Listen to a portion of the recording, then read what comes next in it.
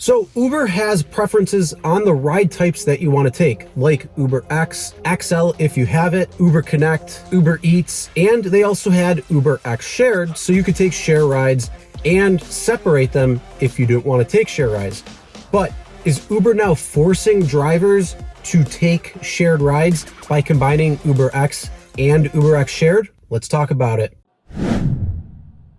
Hey everyone, my name is Chris and welcome to the RideShare Guy. So recently we came across something that is happening that appears that Uber X Shared is now going to be in the same preference as Uber X. So that means drivers, if you are turning on and off preferences, maybe because you don't want to take a certain particular type of ride like Uber Pet, or maybe you just want to take Uber XL rides, or just take Uber X and you don't want to take shared. Maybe you want to filter out teen rides versus non-teen rides if you're in one of the cities that allows for teens to take Ubers. Well, you may not be able to filter out Uber X Shared out of your Uber X rides if you have Uber X turned on. So what you're looking at on the screen right now is what it normally is for most drivers, where you can separate Uber X and Uber X Shared, whether you want to turn one on or off based on your preferences.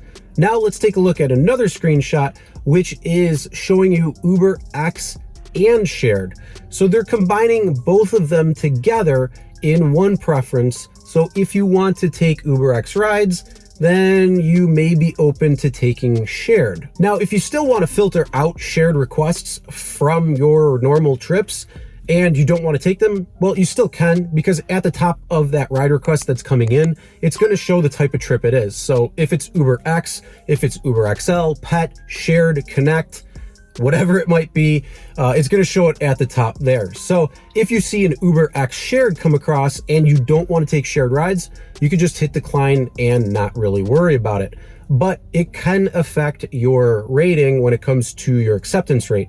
Not that it necessarily matters, because acceptance rate really doesn't matter in the grand scheme of things unless you are going for something like the Diamond Pro status or something else with Uber Pro. Now you might be asking yourself, why would they be making this change? Why are they going from having separate preferences of Uber X and Uber X Shared and combining it into one? Well, the problem with this is I think that Uber is trying to push shared rides on most consumers, and they're trying to get it into new markets, new places. They're trying to expand it so they can push Uber shared rides. But the problem is, I think drivers don't want to take shared rides, and so they're going to try to push it into the same category as Uber X and combine it.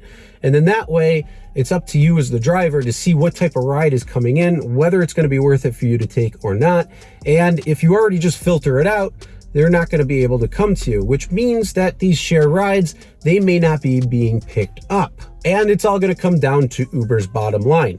They want to make sure that the types of rides that they're offering and pushing are being picked up by drivers.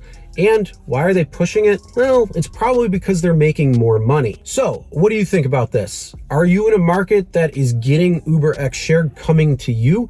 And are you seeing the separation between Uber X and shared rides, or is it Uber X and shared?